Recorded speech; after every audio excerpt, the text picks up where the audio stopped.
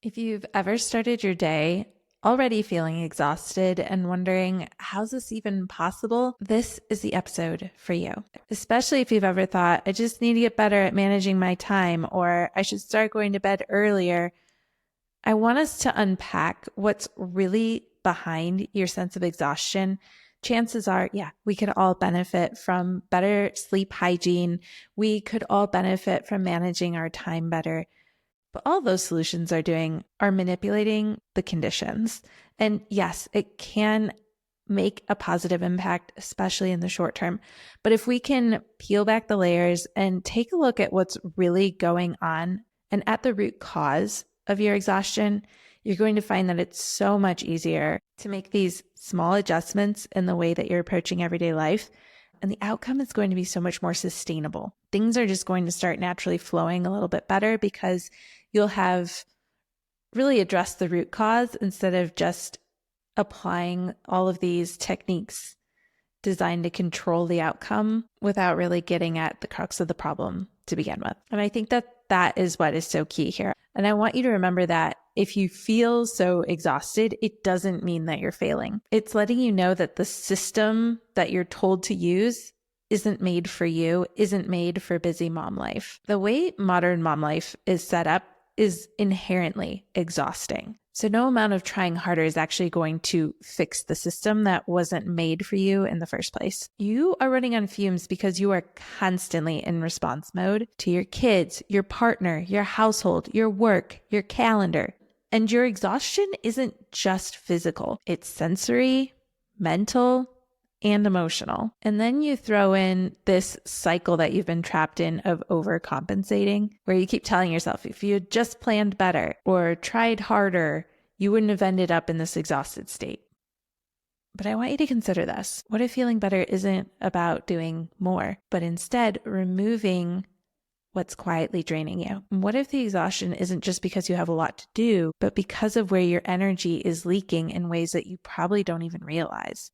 So I want us to talk today about 3 small shifts that you can make that are going to help you feel less drained without adding more to your plate, without expecting that you're going to have to control the situation more. In fact, this is all about letting go of that control and learning to recognize how to disrupt some of these patterns in order to set yourself and your family up for better success by making sure that you protect your energy and have it saved for the parts of your life where you need it the most. If that's what you need more of in your life today, let's simplify things together.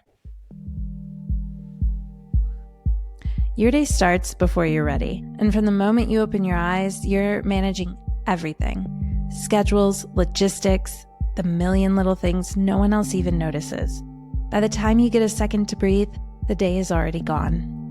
You just need a way to make what matters fit without constantly feeling like you're falling behind. I'm Erin Christopoulos, a mom of 2, an educator turned mom strategist, and on the Mom Life Handbook podcast, I help you lighten the mental load, simplify daily life, and create more breathing room without adding more to your plate or making you feel like you're not doing enough. I share practical, doable strategies in short episodes that fit your day, so you can start making life easier right now without rearranging everything to make it happen. If you're ready to stop feeling behind and start moving through mom life with more ease, hit follow on your podcast app now so you never miss an episode. Now, before I dive into these 3 shifts that are going to completely change the way that you think about and approach your energy, I want to recognize that sometimes we want just really concrete approaches to help us when we can't possibly make another decision, can't possibly problem solve anymore, because sometimes we're just at that point. So while today's episode is going to focus on shifts that might take a little bit of time to just observe what's going on in your life and pinpoint, okay, where am I going to leverage these shifts?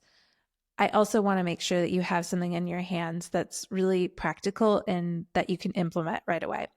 So I put together a free guide on how to overcome burnout.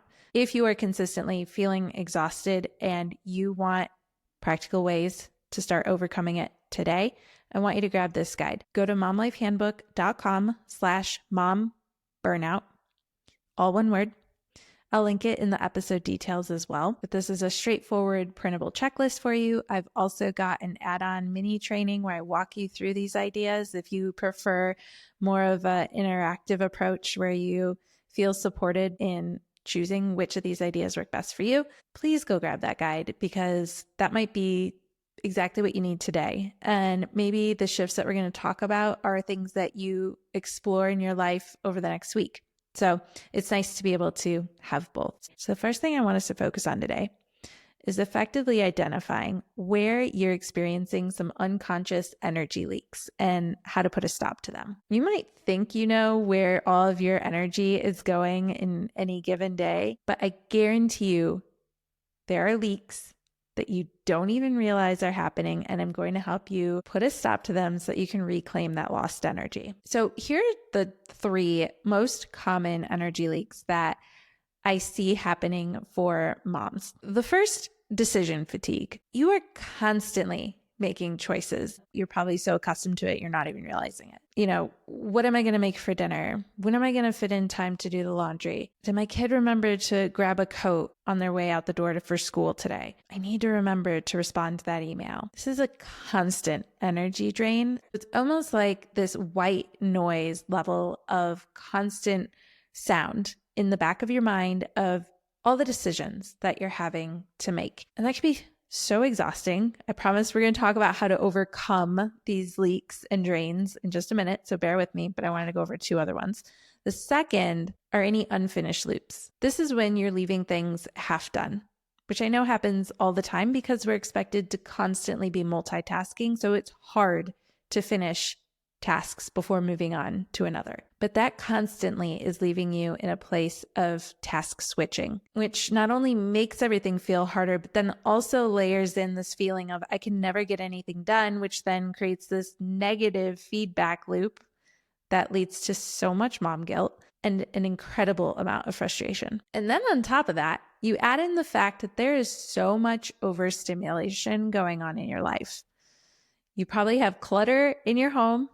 You're constantly having to listen to so much noise, whether it's from your kids, someone's listening to music, they've got screens on. I know that this one is something that I really have a hard time with myself. Your brain is having to work in overtime while you're just trying to exist in your space because of the fact that you're constantly having to try to regulate your nervous system in order to manage that constant input of stimulation.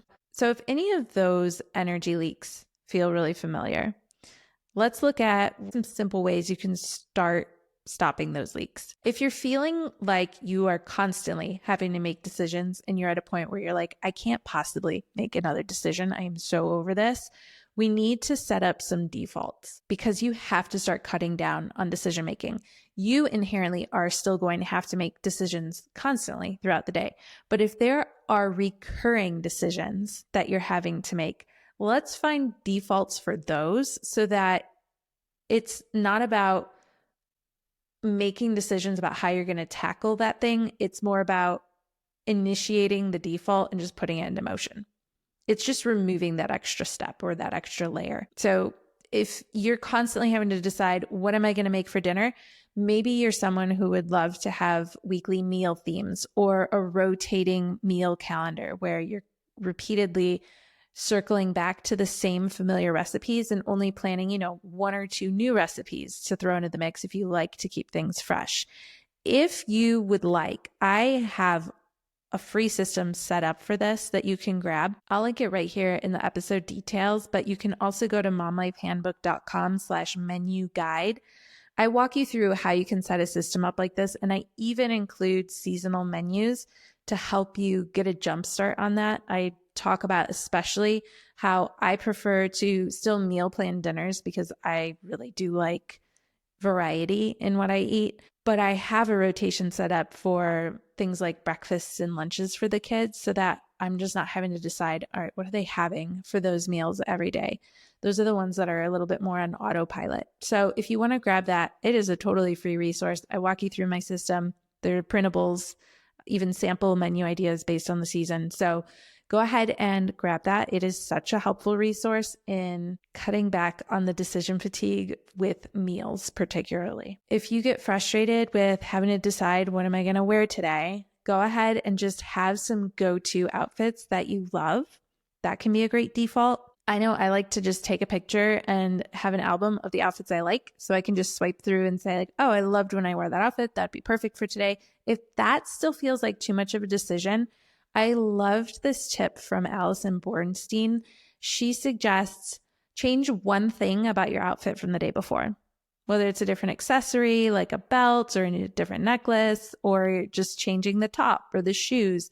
How can you make it so easy to get dressed the next day by just choosing one thing to wear instead of a whole look, right? So that decision default becomes, I'm going to put back on what I wore yesterday and I'll change one thing if I have the capacity to do that, or if I would like to freshen up that look just a little bit. Also, I know that running errands is something that really lingers in my mind. I have a hard time deciding, like, when am I going to get that done?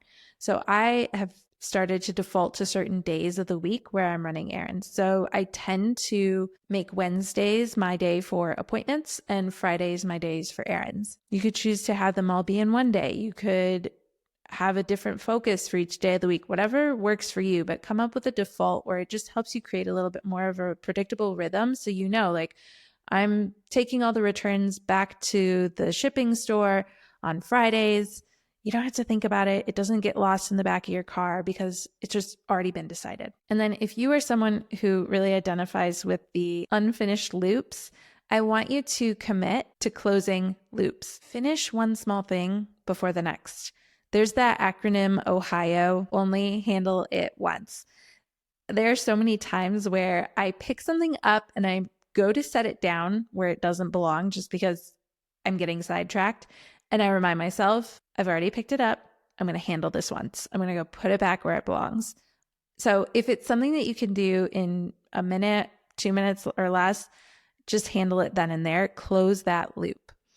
Sometimes it's even about having just some extra structure in your home, especially like I think about tidying. Like, I don't have time to run an object upstairs like every single time I find it out of place, but I keep a basket at the bottom of the stairs. So I handle it once by putting it in the basket, and then it's my kids' responsibility to put their stuff away from the basket, right? So it doesn't have to entirely fall on my shoulders, and it just makes it a little bit easier to finish that loop. This doesn't necessarily apply to everything, and especially projects that are bigger, but how can you finish out a phase or an aspect of something that you're working on if it's a bigger, larger project that you know you're not going to be able to finish in one sitting? Even if you could just do that, it'll be easier to pick up where you left off, and it won't feel like you have so many unfinished tasks lingering in your mind. And then if you are feeling overstimulated, I want you to think about just one way you can reduce that overstimulation. Maybe it's clearing the visual clutter from your kitchen counters. Maybe it's cutting out the background noise. I love my earplugs from Loops. I will link them in the show notes. I swear by them. I especially love the pairs that allow some sound to come in so I can still hear what's going on. I can have a conversation with my family. I don't block them out entirely, but it just softens the noise level, because I'm telling you, if it's too loud in my house, I can't think straight and I just get so frustrated. So being able to just cut out some of that overstimulation makes such a big difference in protecting your energy so you can put it toward the things that really need your attention, rather than perseverating on, oh my gosh, it's so loud, I can't even think straight, or it's so cluttered, I can't even figure out where to start. It all helps you protect that energy, which is so important when it's just leaking in so many places.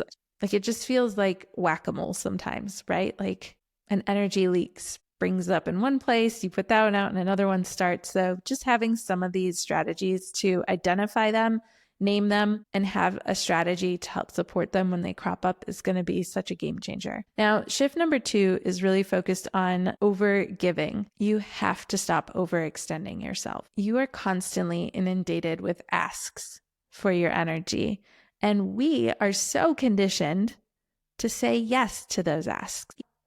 even when we want to say no. We're constantly adjusting what we need to focus on or what we need to do according to what others need from us or when they need it. And not to mention, we are often managing other people's emotions and expectations without them even asking us to.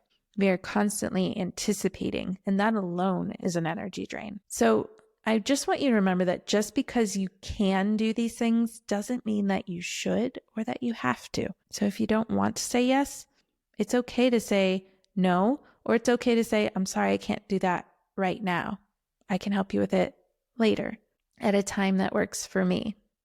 There are also so many ways that you might be overgiving of yourself that are just because they're expectations that you've taken on. No one's even asked them of you. So it's okay to also give yourself a silent no and say, it would be really nice to do that, but I recognize I don't have the energy for that in this moment.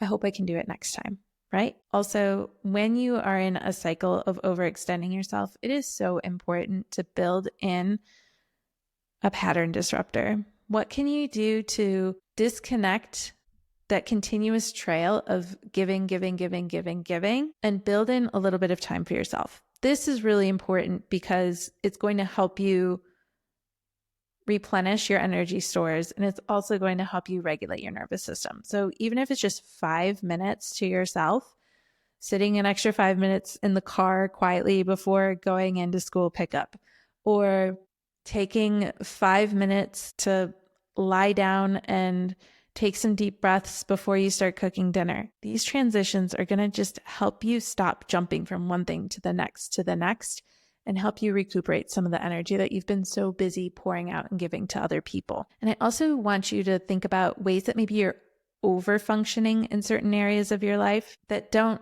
maybe even align to what's important to you. You don't have to achieve a certain level of perfection or doneness in every aspect of your life. I think a perfect example of this, like in my home, I do tend to get overstimulated by visual clutter. And I used to try to manage that visual clutter throughout my home. And it was really draining, especially once I stopped going into a 9 to 5 every day and I was home all the time. I finally realized that, first of all of that clutter is not my own clutter, nor is it my responsibility to make sure it disappears. And I'm not really doing my kids a service by doing it for them all the time. But also, I am not in every area of my home all day, every day. So instead of expecting that my home is going to be tidy from top to bottom, I've decided where are the areas where this really impacts me the most, or where this really impacts my family's day-to-day functioning. And so because my kids' rooms and their playroom is in a different part of the house from where I spend most of my time, it's become so much easier for me to recognize it's okay. I don't have to overextend myself tidying up their rooms and the playrooms. They're not even home all day, right? They're at school. How can I release that expectation that that's going to be tidy all the time, and also hand over that responsibility to them? This has been a gradual process over time. I definitely still help them with it, but it's not something I'm doing every day. And it has freed up so much energy and so much stress and allowed me to relax and put that energy into the areas that actually matter to me. So we've talked a lot about what you can do to recognize where your energy is going, see some ways to protect your energy, but I think it's also really important that we focus on restoring it as well. And that's going to have to be in a way that's really functional and fits into your very busy, high demand life. So shift number 3 is focusing on recalibrating how you recharge. I want you to really think about what real rest looks like in practical terms, because I think that is in part why self-care for moms is such a rejected notion, or a lot of people think it's very cheesy or cliche or cringe. I think what the real issue though is it's trite. It's tone deaf. It isn't recognizing yeah, I would love to be able to go get a facial and a massage and a manicure and a pedicure and be able to go work out every day. I'd love all those things, but when is that actually going to happen? Never, right? But what we need to do instead is think about, all right, what does self-care really mean in practical terms?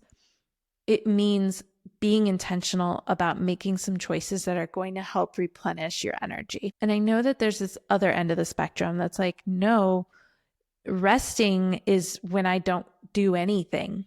Like, how nice would that be to just sit down and zone out and just not focus on any of my responsibilities? Like, there's that end of the spectrum too. But I think that we need to be really clear that true energy restoration is about giving your brain, body, and nervous system what they actually need.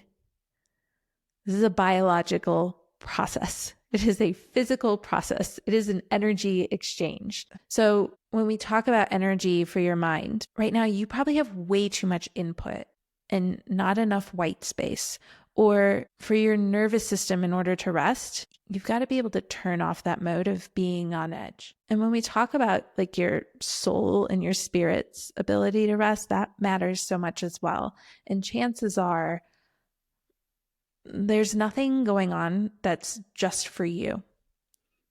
Everything when you're a mom tends to be so much about everyone else. So I want you to think about how you could incorporate some rest that has zero input. So instead of sitting down for 5 minutes and scrolling, embrace the quiet.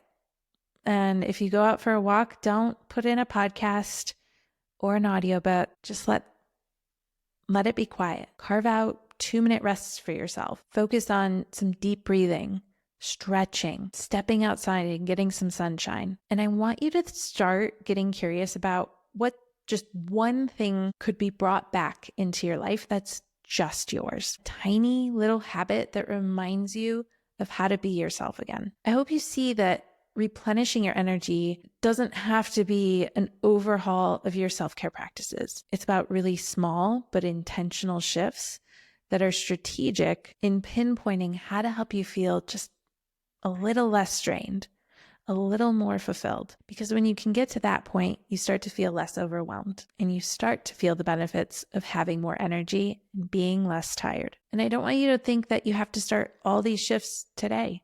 You don't. I want you to just be curious about how these might fit into your life, how they might support your energy levels, and choose one or two that feel really meaningful to where you're at right now. If nothing else, I want you to take from today that being exhausted doesn't mean that you aren't doing enough. It's just a sign that you need to do things differently. I'd love to hear from you about which of these shifts feel most doable right now. Drop a review of the podcast or a comment on this podcast episode and just say, hey, I listened to the episode about making daily life less draining, and here's the one thing I'm going to try in the week ahead. I absolutely love hearing from you in the practical ways that you're taking these ideas and using them in your everyday life to make it a more meaningful experience. And be sure to grab the resources that I shared about in this episode if you feel like those would be supportive to you. We have the burnout guide, we have the menu planner, and I'll also link those headphones for you because those can be so helpful when your house is so incredibly loud. I hope that you feel more energized in the week ahead. And I also hope that you would consider sharing this with another friend who you know has also been feeling so tired and so run down, because I know that there's at least one person in your life who would benefit from also hearing the ideas in this episode. So go ahead and click the share button, text this to a friend, let her know that this episode was one that you think would really be meaningful to her and that you think she should check it out. The more that we can share resources with one another, the easier mom life not only becomes, but the more connected we can feel and less alone in our experiences. And I feel like that matters so much in this day and age. So thank you for sharing this podcast with a friend. I think we all need more of that in our busy lives as moms. And I hope that you and your friends feel a little more energized in the weeks ahead. Bye for now.